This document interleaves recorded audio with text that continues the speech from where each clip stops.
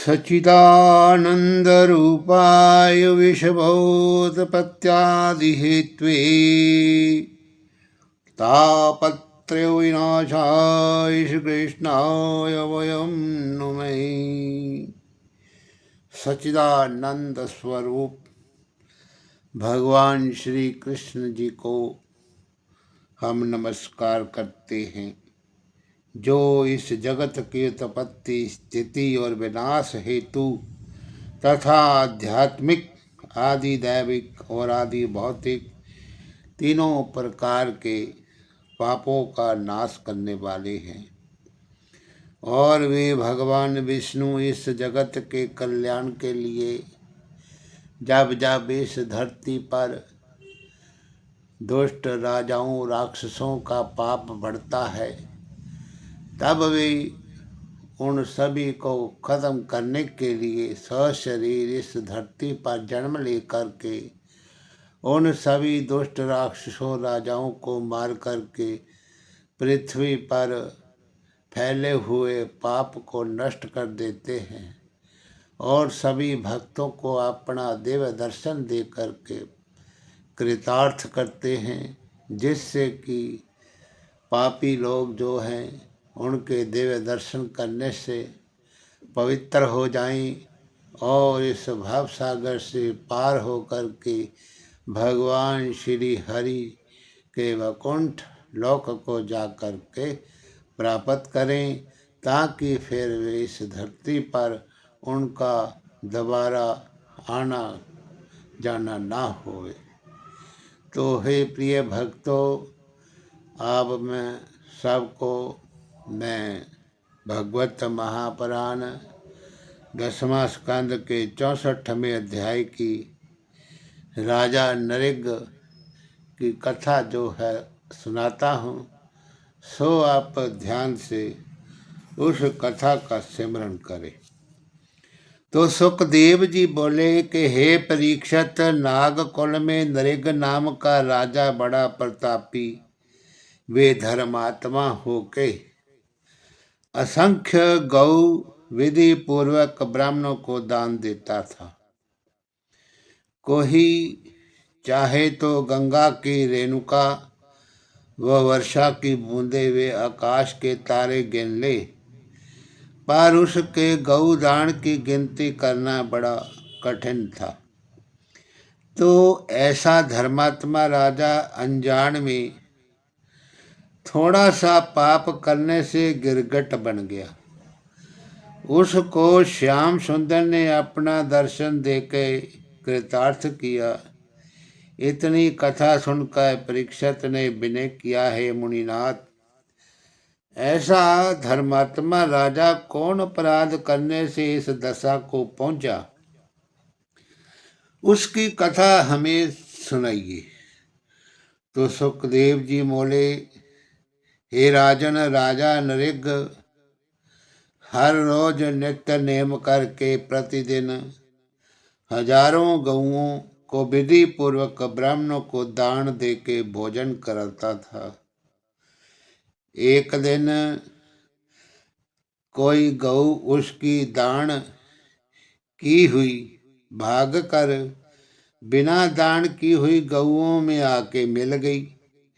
सो राजा ने अनजान में वे गऊ दूसरे ब्राह्मण को दान कर दिया और वे ब्राह्मण गऊ लेकर अपना घर चला गया।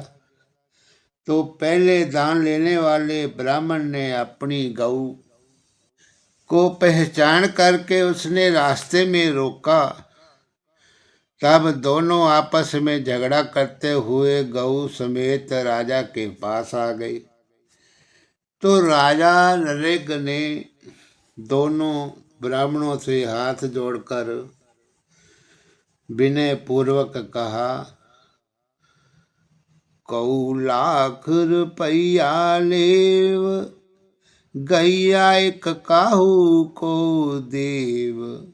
ये वचन सुनते ही ब्राह्मण क्रोधित हो गया। राजा से बोला कि जो गऊ स्वस्ति बोलकर हमने दान लिया, उसको करोड़ रुपया पाने से भी नहीं देंगे। ये गऊ हमारे प्राण के साथ है। ये सुनकर राजा ने विनय पूर्वक उनसे कहा कि महाराज, ये अपराध मुझसे अनजान में हुआ है। एक गऊ के बदले 1,00,000 गऊ लेकर अपना क्रोध क्षमा करो। जब 1,00,000 गऊ और 1,00,000 रुपया लेने पर भी दोनों ब्राह्मणों ने नहीं माना और वे गऊ छोड़कर अपने घर चले गए, तब राजा ने बड़े उदास होकर कहा कि अनजान में मेरे से ये पाप हो गया, सो कैसे छूटेगा। ऐसा विचार करके राजा ने उस अधर्म के छुड़ाने के लिए बहुत सा दान ब्राह्मणों को दिया, पर संदेह न छूटा। कुछ दिन बीते, जब राजा मर गया और यमदूत उसे धर्मराज के पास ले गए, तब धर्मराज ने उसको आदर पूर्वक अपने सिंहासन पे बिठा के कहा कि हे राजन, तुम्हारा पुण्य बहुत होकर थोड़ा सा पाप भी है, सो तुम प्रथम अपने पुण्य का फल भोगोगे या पाप का दुख।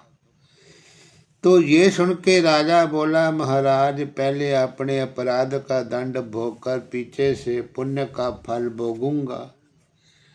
ये सुनकर धर्मराज ने कहा कि तुमने अनजान में जो दान की हुई गऊ फिर दूसरे ब्राह्मण को संकल्प कर दिया, उसी पाप से तुम के गिरगिट बनकर के कुछ दिन अंधियारे कुएं में रहना पड़ेगा। जब द्वापर के अंत में श्री कृष्ण जी का अवतार लेकर तुमको अपना दर्शन देंगे, तब तुम्हारी मुक्ति होगी। ये वचन धर्मराज के मुख से निकलते ही राजा गिरगिट होके गिर पड़ा और समुद्र के पास अंधियारे कुएं में रहने लगा।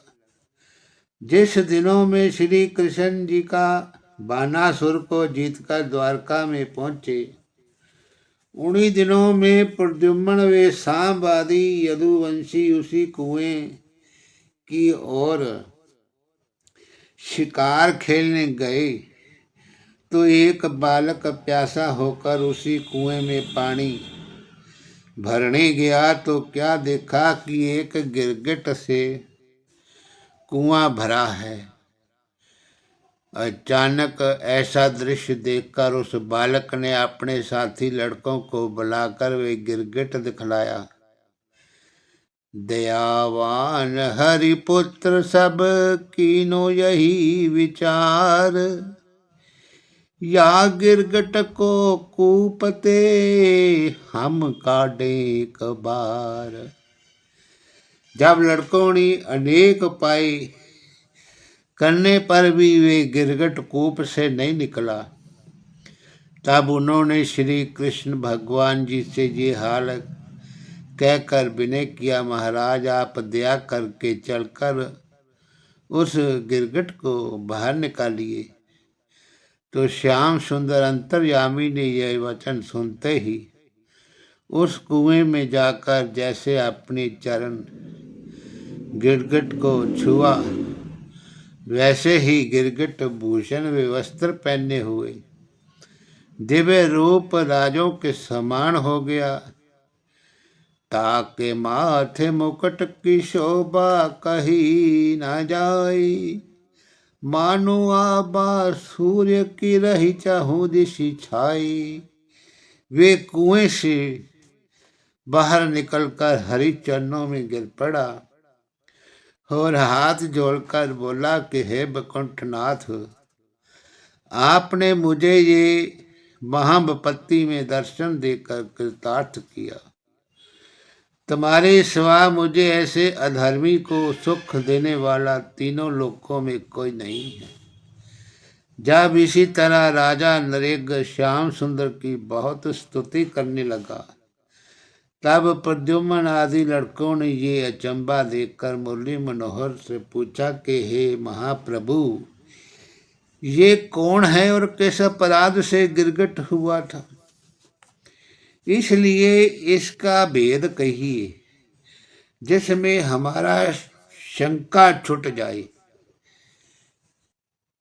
ये सुन के वृंदावन बिहारी ने राजा नृग से पूछा, तुम कोई देवता व किसी देश के राजा होकर गिरगट तनु में क्यों पड़े थे?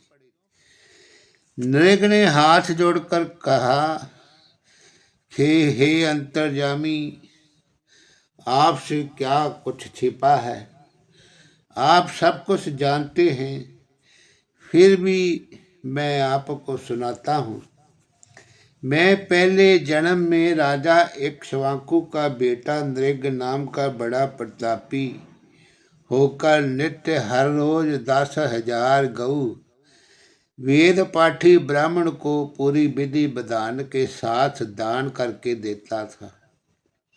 गऊ के सिवा बहुत से मकान बनाकर मैंने सब वस्तुओं समेत संकल्प देकर ब्राह्मणों की कन्याओं का ब्याह करा दिया करता था।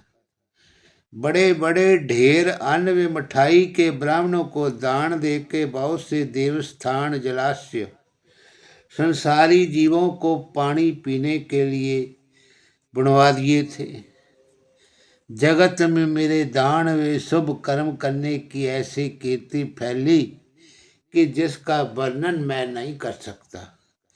एक दिन ऐसा संयोग हुआ कि एक गऊ मेरी दान की हुई ब्राह्मण के यहाँ से भाग आई और जो गऊओं मैंने दूसरे ब्राह्मण को दान दी उसमें जा मिली। जब प्रातः समय अनजान से वे गऊ मैंने दूसरे को ब्राह्मण को संकल्प कर दिया और पहले वाले ब्राह्मण ने रास्ते में उस गऊ को पहचाना, तब दोनों ब्राह्मण झगड़ते हुए गऊ समेत मेरे पास आ गए। मैंने उनसे हाथ जोड़कर कहा कि मुझसे 1,00,000 रुपया ले लो या 1,00,000 गऊ उसके बदले लेकर अपना झगड़ा छोड़ दो। पर दोनों ने नहीं माना और गऊ छोड़ के अपने घर को चले गए। जाते समय मुझे श्राप दिया कि तू गिरगट के समान रंग बदलता है, अपना सिर हिलाता है, इसलिए तू गिरगट हो जा। जब कुछ दिन बीते मैं मर गया, तब उसी श्राप से धर्मराज ने मुझे गिरगट शरीर देकर इस कुएं में डाल दिया और विनय करने पर ये कहा कि श्री कृष्ण जी के दर्शन पाने से तेरी मुक्ति होगी। उसी दिन से तुम्हारे दर्शनों की इच्छा रखता हुआ सो आज आपने कमल रूपी चरणों का दर्शन देकर मेरा उद्धार किया है। जिस तरह आपने मुझे जैसे अधर्मी को अपना दर्शन देके कृतार्थ किया, उसी तरह दयालु होकर ऐसा वरदान दीजिए कि तुम्हारे चरणों की भक्ति मुझे बनी रहे। जब द्वारकानाथ ने राजा नृग को इच्छा पूर्वक वरदान देके विदा किया और वे उत्तम विमान में बैठ के देवलोक को चला गया, तब श्याम सुंदर ने अपने पुत्रों और यदुवंशियों से जो वहाँ पर खड़े थे कहा कि देखो, ब्राह्मणों की महिमा इतनी बड़ी होती है कि बिना अपराध भी ब्राह्मण किसी पर क्रोध अगर कर देवे तो उसके लिए अच्छा नहीं होता। इसलिए ज्ञानी को चाहिए कि कृषि ब्राह्मण से पंगा न लेवे और उसका कोई धन न लेवे। जिस तरह अग्नि के खाने से मुख जलता है, उसी तरह ब्रह्म अंश लेने वाले की गति समझना चाहिए। विष खाने से एक मनुष्य मरता है और ब्रह्म अंश लेने वाले के कुल के परिवार का पता ही नहीं लगता। विष खाने वाले औषध करने से अच्छा जो भी हो जाता है, पर ब्रह्म अंश लेने वाले का दुख छूटने के वास्ते कोई औषध काम ही नहीं करती। जो मनुष्य अनजान में भी ब्राह्मण का धन या पृथ्वी ले लेता है तो उसके 3 पुरखे नरक में पड़ते हैं, और जो कोई ब्राह्मण की वस्तु जबरदस्ती छीन लेता है उसके 10 पुरखा माता के 10 पिता को नरक भोगना पड़ता है। तो जो लोग दिया हुआ दान देकर के ब्राह्मण से वापस लेते हैं उनको तो 60,000 साल तक नरक में रहने वाला कीड़ा होके नीच जाति में जन्म मिलता है। कई बार गर्भपात होकर जब पैदा होते हैं तब वे कंगाल, वे रोगी रहकर उनका जन्म बीतता है। राजा नृग की दशा देखकर ये बात समझना चाहिए।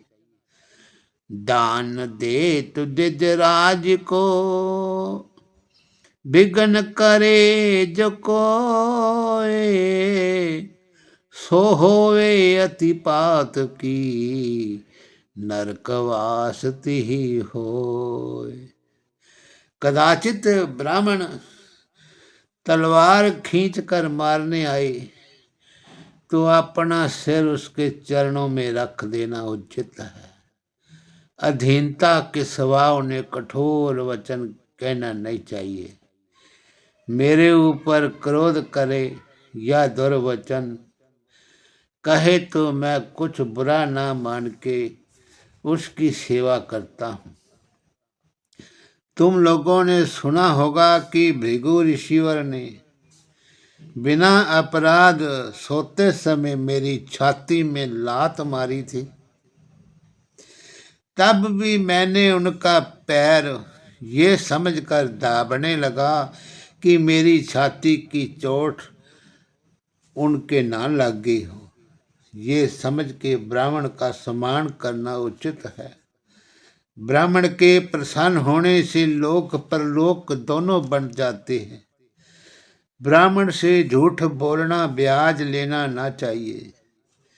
जो लोग ब्राह्मण को मेरे समान ना जानकर कुछ भेद समझते हैं उन्हें अवश्य नरक भोगना पड़ता है। ब्राह्मणों को मानने वाले मेरे चरणों की भक्ति पाके परम पद को प्राप्त करते हैं।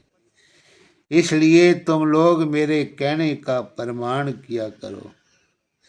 ऐसी विधि समझाए के माखन प्रभु यदुराए, यदुवंशिन को साथ ले मंदिर पहुंचे आए। तो जब श्याम सुंदर ने राजा उग्रसेन से ये सब हाल कहा तब उन्होंने ब्राह्मणों को बहुत उत्तम जानकर दंडवत किया। इतनी कथा सुनकर परीक्षित ने कहा कि हे मुनिनाथ, राजा नृग ऐसे धर्मात्मा ने अनजान में थोड़ा पाप करने से क्यों इतना दंड पाया। सुखदेव जी बोले, राजा नृग को अपने दान धर्म करने का अभिमान रहता था, इसलिए उसकी ये गति हुई थी। दान में धर्म में कभी गर्व नहीं करना चाहिए। सुखदेव जी ने कहा कि हे परीक्षित, एक दिन श्याम व बलराम जी दोनों भाई राज मंदिर में बैठे थे। उस समय बलभद्र जी ने वृंदावन वे गोकुल का सुख, वे आनंद और यशोदा का प्रेम वर्णन करके श्री कृष्ण जी से कहा कि वृंदावन से आते समय हम दोनों भाइयों ने यशोदा वे गोपियों से वादा किया था कि फिर आकर तुमसे मिलेंगे। सो वहाँ जाने का संयोग नहीं हुआ। हम लोग द्वारका में आ बसे। सब ब्रजवासी हमारे विरह में चिंता करते होंगे। आप आज्ञा दीजिए तो हम जाकर वहाँ सबको धैर्य दे आवें। केशव मूर्ति बोले, बहुत अच्छा। ये वचन सुनते ही बलराम जी ने मुरली मनोहर वे अपने माता पिता से विदा होके अपना हल मूसल उठा लिया रथ पे बैठ के वृंदावन को चले। जिस जिस देश व नगर में बलदाऊ जी पहुंचते थे, वहाँ के राजा आगे आकर सम्मान पूर्वक उनको अपने घर ले जाते और 36 प्रकार के व्यंजन खिला के उन्हें तरह तरह की वस्तुएं भेंट देते थे। तो इसी तरह रेवती रमन सब रजाओं से भेंट करते हुए उनको सुख देते हुए उज्जैन में अपने गुरु सांदीपनि के स्थान पे जा पहुंचे। तो गुरु नारायण और उनकी स्त्री को साष्टांग दंडवत करके उनका आशीर्वाद लिया। जब 10 दिन वहाँ रह के फिर वृंदावन में आए, तो क्या देखा कि जिन गायों को श्याम सुंदर चराया करते थे, वे सब गौ श्याम सुंदर का ध्यान करके वन में चारों ओर बिडरी फिरती हैं और मुंह बाए बाए चिल्लाने के सिवा घास चलने की चाह नहीं रखती। उनके पीछे पीछे ग्वाल बाल श्याम सुंदर का यश गाते हुए प्रेम रंग पाते चले जाते हैं। ठौर ठौर ब्रजवासी लोग मोहन प्यारे का बाल चरित्र आपस में कहकर उसी चर्चा में अपना जन्म काटते हैं। जब बलराम जी ने ये दशा देखते ही आंखों में आंसू भरकर अपना रथ खड़ा किया, तब नंद जी व यशोदा आदि सब गोपियों व ग्वाल बालों उनके आने के समाचार सुनकर बड़े प्रेम से मिलने के लिए दौड़े और बलराम जी को देखकर अति प्रसन्न हुए। नंद तात देखे तभी और यशोदा माए, बलदाऊ अति प्रेम सो गिरे चरण पर धाय। नंद में यशोदा ने बलराम जी को अपने चरणों पर से उठाकर छाती में लगा लिया और मुख चूम कर प्यार किया।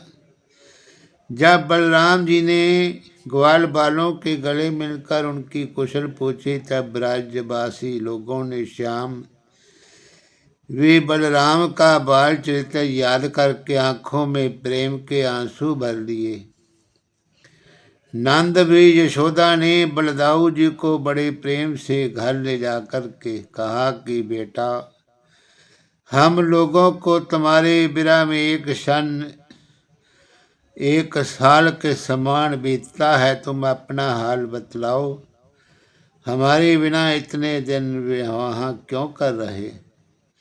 तुम धन्य हो जो इतने दिन पर यहाँ आकर हमारी सुधि ली और अपना चंद्रमुख दिखाकर हमारी आत्मा को ठंडा किया। कहो मोहन प्यारे, वे राजा उग्रसेन में वसुदेव आदि यदुवंशी कभी हमको याद भी करते हैं या नहीं?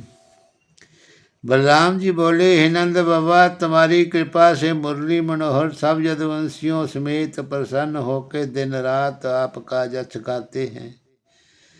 ये सुनकर यशोदा बोली, हे बलराम जी, जब से मोहन प्यारे हम लोगों की प्रीति छोड़कर मथुरा में चले गए, तब से हमारी आंखों के सामने अंधेरा सा छाया रहता है। आठों पहर उन्हीं की याद में चर्चा में दिन बीतता है। कदाचित मथुरा में रहते तो कभी कभी उनको देख आती, इतनी दूर द्वारका में नहीं जा सकती। कहिए कहा कृष्ण की बाता, जिनको हम चाहे दिन राता, वे हमको चाहत कछु नाही, ऐसे निठुर भय मन माही। हे बलदाऊ जी, वे ऐसा निर्मोही है कि कभी अपना संदेशा भी नहीं भेजता। सच पूछो तो अब वे द्वारकापुरी के राजा होके हम गरीबों को क्यों याद करेंगे? अब तो महाधनी भय सब राजन के राज, ग्वालन की सुधि करत ही उनको आवत लाज। हे बलराम जी, बड़ा ये बतलाओ कि कन्हैया कभी मेरी भी राधा आदि गोपियों की सुधि करता है या नहीं। मेरे निकट वे यहाँ से अधिक सुख पाता होगा, पर हम लोगों को उसको देखे बिना चैन नहीं पड़ती। देखो, रोणी ने भी हमारी प्रीति छोड़कर श्याम सुंदर को ऐसा बस कर लिया कि उसने कभी अपना दर्शन नहीं दिया।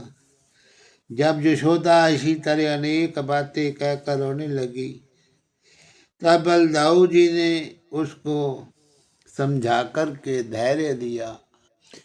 जब बलभद्र जी संध्या समय गांव में निकले, तब क्या देखा कि राधा आदि सब ब्रजबाला तनु क्षीण मन मलिन श्याम सुंदर के ध्यान में इधर उधर फिरती हैं।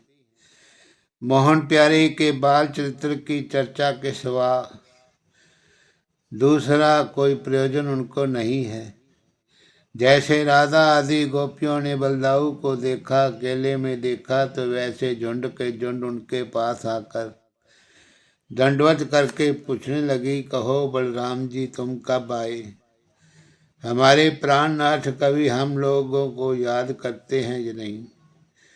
जब से हमें वृंदावन में छोड़ के मथुरा गए, तब से एक बार उद्धव के हाथ योग साधने का संदेशा हमको भेजा था, फिर कुछ सुध नहीं लिया। अब सुना है कि समुद्र के टापू में द्वारकापुरी बसा कर रहते हैं। अब हम गरीबनियों को क्यों याद करेंगे?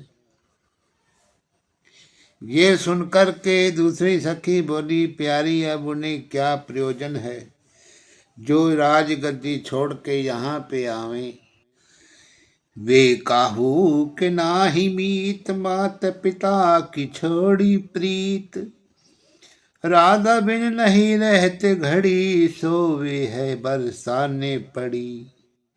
तो दूसरी ब्रजबाला ने कहा, हे प्यारियों, हम लोगों ने लोक लाज व अपने कुल परिवार छोड़कर उससे प्रीति लगा के क्या सुख पाया।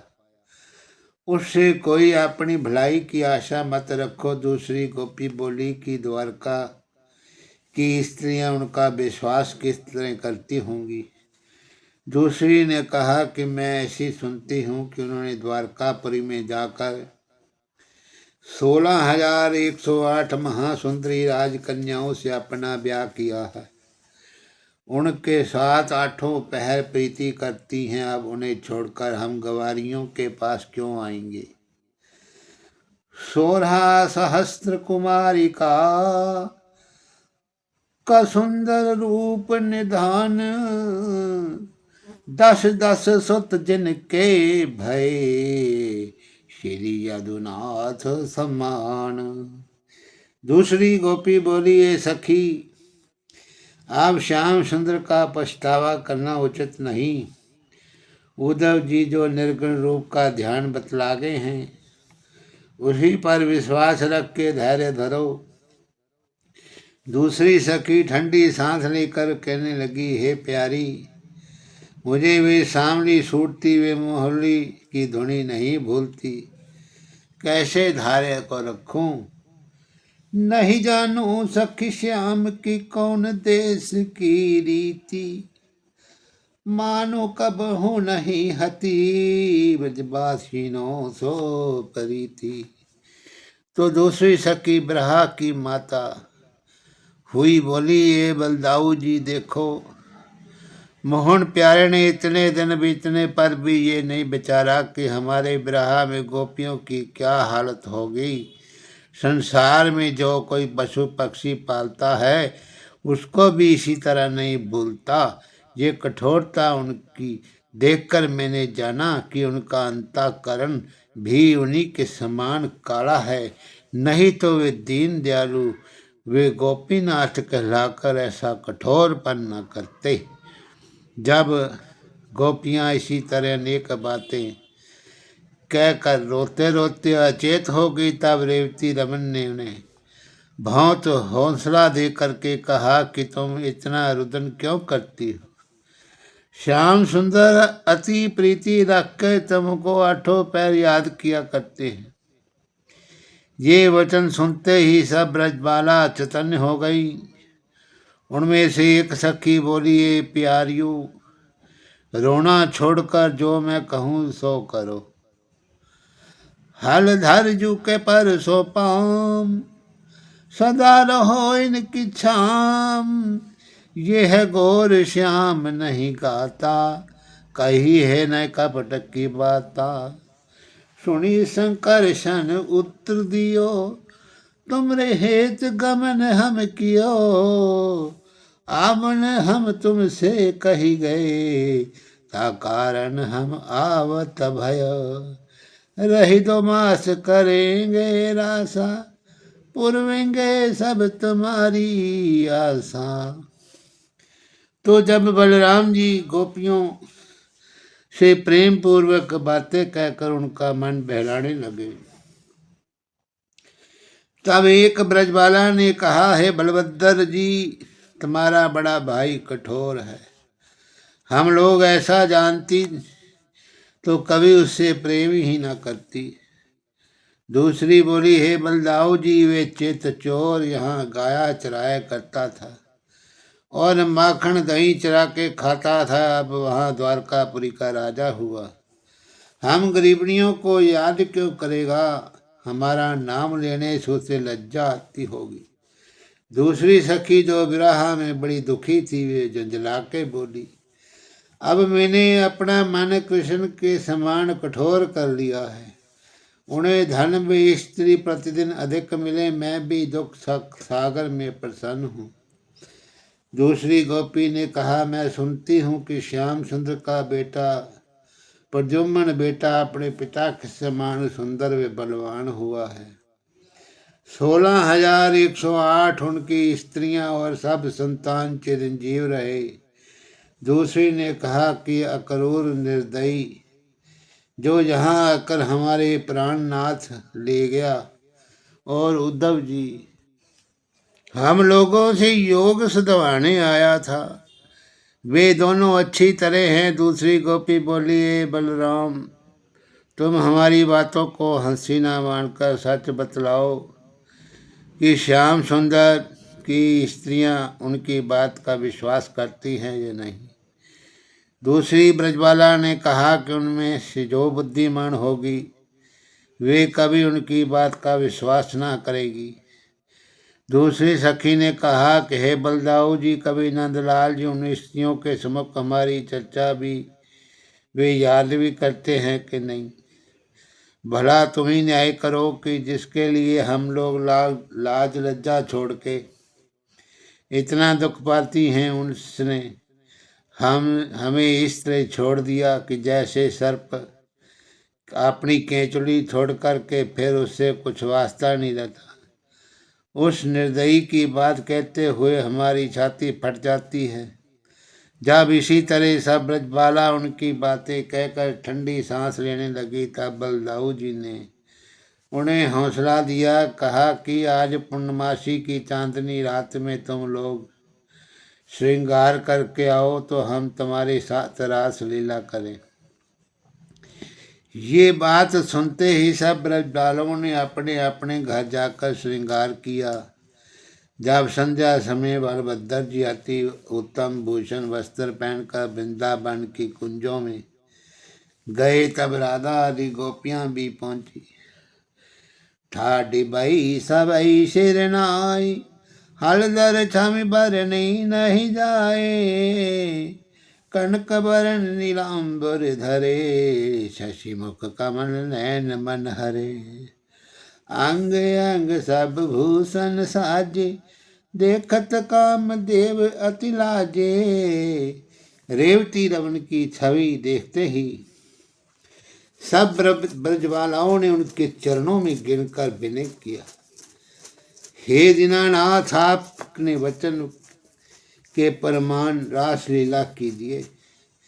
ये सुनते ही जैसे बलराम जी ने हूँ किया, वैसे ही रासलीला का स्थान यमुना के किनारे तैयार होकर शीतल मंद सुगंध हवा बहने लगी और अनेक रंग के बाजे भूषण वस्त्र आदि वहां प्रकट हो गए। तब सब ब्रजबालों ने लाज छोड़कर मृदंग व करताल आदि बाजा उठा लिया और गति से नाच कर गाने बजाने में भाव बतलाने से बलदाऊ जी को रिझाने लगी। जब रेवती रमन भी उनका सच्चा प्रेम देख के उनके साथ गाने नाचने लगे, तब वरुण देवता ने उत्तम वारणी उनके पीने के लिए भेज दी। सो बलदाऊ जी गोपियों समेत पीकर आनंद मचाने लगे। उस समय देवताओं ने अपने अपने विमानों पर से बलदाऊ जी पर फूल बरसाए और चंद्रमा ने तारागण समेत रास मंडल का सुख देखकर उन पर अमृत की बारिश की। जितने जड़ व चैतन्य जीव वहां पर थे परमानंद देखकर कति प्रसन्न हुए। रास लीला देखने के लिए यमुना जल बहने से थम गई, हवा का चलना बंद हो गया। उसी आनंद में रेवती रमन ने जल विहार करना विचार करके यमुना जी को पुकार कर कहा कि तुम हमारे निकट आकर हमें स्नान करवाओ। और जब यमुना जी ने उनकी आज्ञा नहीं मानी, तब बलराम जी ने क्रोध से अपना हल यमुना जी में डालकर उसका पानी अपने पास खींच लिया और उसमें जल विहार करके जागने का परिश्रम मिटाया। उसी समय यमुना ने स्त्री रूप डरती हुई कांपती हुई हलधर जी के पास आकर विनय किया, है महाप्रभु, मैंने तुमको नहीं पहचाना कि आप शेष जी का अवतार हैं। मेरा अपराध आप क्षमा करके अभय दान कीजिए। जब इसी तरह यमुना जी ने बलदाऊ जी की बहुत स्तुति की, तब उसका अपराध क्षमा करके गोपियों समेत इसी तरह यमुना जल में विहार करते रहे। जिस तरह हाथी पानियों में हथनियों के साथ नहा करके प्रसन्न होता है। कबहु निर्मल जल बिसे कबहु यमुना तीर, गोपिन संग क्रीड़ा करे शिली बलराम सुधीर। जब रेवती रमन जल विहार करके गोपियों समेत बाहर आए, तब वर्णादि देवताओं ने उत्तम उत्तम भूषण वस्त्र मोतियों की माला का वहां ढेर लगा दिया। सो बलराम जी वे गोपियों ने मनमाना भूषण में वस्त्र पहन लिए, गले में फूलों के गजरे डालकर वन विहार किया। उसी दिन से वहां पर यमुना जल टेढ़ा बहता है। जब इसी तरह बलदाऊ जी ने 2 महीने चैत्र वैशाख वृंदावन में रह के नित्य ब्रजबालाओं के साथ रास विलास में जल विहार करके उन्हें सुख दिया और दिन भर यशोदा आदि को श्याम सुंदर की चर्चा से सुख दे के द्वारका जाने की इच्छा की, तब नंद आदि अनेक तरह की वस्तुएं श्याम सुंदर के लिए देकर रेवती रमन को विदा किया। उस समय गोपियां रोकर कहने लगी, हे बलदाऊ जी, हमें भी अपने साथ ले चलो। रेवती रमन उन लोगों को धैर्य देकर द्वारका को चले और थोड़े दिनों में आनंद पूर्वक द्वारका में पहुंचकर वहाँ का सब हाल केशव मूर्ति से कह दिया। हरि ओम तत्सत। नमो नमः। श्री कृष्ण गोविंद हरे मुरारी। हे नाथ नारायण वासुदेव। श्री कृष्ण गोविंद हरे मुरारी। हे नाथ नारायण वासुदेव। हे नाथ नारायण वासुदेव। हे नाथ नारायण वासुदेव। श्री कृष्ण गोविंद हरे मुरारी। हे नाथ नारायण वासुदेव। श्री कृष्ण गोविंद हरे मुरारी। हे नाथ नारायण वासुदेव।